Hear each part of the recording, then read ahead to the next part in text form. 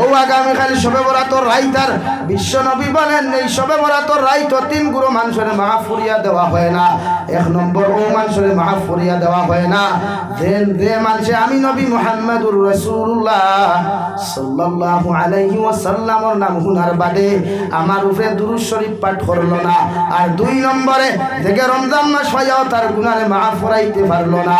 তিন নম্বরে ও মুসলমানরে মাফ করিয়া দেওয়া হয় না দেখে তার মার বাপরে পাওয়ার পরেও খেদমত করিয়া জন্নতি বনতে পারলো না। আলহামদুলিল্লাহ তোর মারিয়া মা যদি বিছানার তা বন্ধ হয়, আরে ভাই জাবির হুসাইনের বাড়ির ফল ফ্রুট লইয়া গেলে কোনো ফায়দা হইতো না। আমিরে শরীয়তর বাড়ির বড় বড় হাদিয়া তোফা লইয়া গেলে ফায়দা হইতো পারে না হইতো পারে। মগর ঠান্ডার মধ্যে বাড়ি যাও, আঙ্গুর বেদানা বাজার থাকি লইয়া যাও, গোসল করাইয়া সুন্দর করে শরীরের মধ্যে তেল লাগাইয়া আর মার মুখের মধ্যে ডালি মগুন তুলা মারিয়া খাওয়াও, বাবার মুখের মধ্যে তুলা মারিয়া তুমি খাওয়াও, আর মায়ের মুখে দিয়া মুস্কি হাসি দিয়া তাকাও। বিশ্ব নবী বলেন কোন সন্তানে যদি তার মা বাবার মুখে দিয়ে একটাবার মুখ পরা আপনার মুস্কি হাসি দিয়া তাকায়, আল্লাহ তারা একটা মকবুল হজর সওয়াব দেন। সুবহানাল্লাহ। সাহাবায়ে কেরাম বলে আরজ ইয়া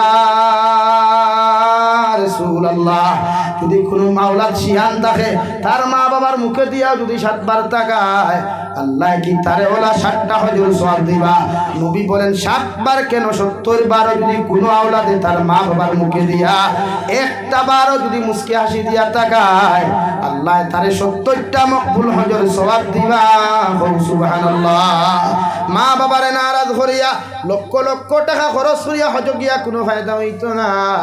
আর যারা মা বাড়ির মধ্যে নাই, মা মা খুইয়া ডাকার মিষ্টিময় মধুময় মাটা যার বাড়ির মধ্যে নাই, তোর মারিয়া কবরের দ্বারো যা রে ভাই। আর ও দ্বার খানো গিয়া যদি ভারো সূরা ইয়াসিন তিলাওয়াত করো, সূরা রহমান তিলাওয়াত করো, ও কবরের দ্বার খানো বইয়া দোয়া করিয়া রব্বিরহামহুমা কামা রব্বায়ানি সগীরা। আল্লাহ আমার মা দুগুণ আসলা চলে গেছেন, বাবাও দুগুণ আসলা চলে গেছেন, বিছানার দিকে তাকাইলে দেখা যায় মা মা কইয়া ডাক দিলে মা তো জবাব দিন না। যে মা জমিনও থাকলে দামি দামি পোশাকও খুলে দেওয়া লাগতো, যে বাবা জমিনও থাকলে দামি দামি প্লেন কাট দিতাম। আর বিছানা এক জায়গাত খালি, বিছানা আর এক জায়গাত খালি হওয়া যায়। মার বাবার ঠান্ডার মধ্যে কবর তুই আইসি রে দয়াল, যে কবর কোনো প্লেন কাট নাই, যে কবর কোনো লেপ তুষক নাই, লাইটেরও কোনো ব্যবস্থা নাই। অথচ ঠান্ডার মৌসুম হওয়ার লগে লগে বাবা বেঙ্গালুর থাকলে ফোন করিয়া কইতা আমার স্ত্রী আমার সন্তানের যেন ঠান্ডা না লাগে, যত টাকার প্রয়োজনে দামি পোশাক লইয়া দিও। সুবহানাল্লাহ। ও মায়ার বাবার ঠান্ডার মৌসুম কবর তুই আইসো রে ভাই, দৌড় মারিয়া যা।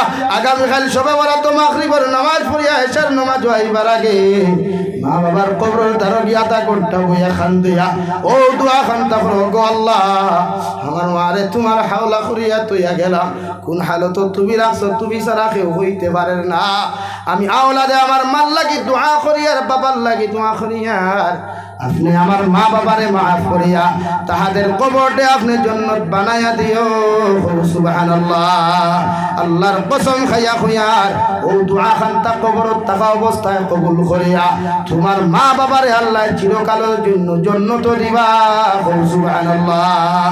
আর মা বাবা জান্নাত গিয়া কয়, গো আল্লাহ আমার আওলাদে কবর হওয়ার পরেও যখন আমারে ফাউরেন না, আমারে ভুলের না, আমি মা বাবা আমার আওলাদর লাগে তোমার কাছে মাগফিরাতের দোয়া করিয়া আমার আওলাদর লাগি ওলা আওলাদ হল আপনি জমিন নাদিল করিও, যে তাই হে মারার বাদেও তার লাগি দোয়া করে। সুবহানাল্লাহ।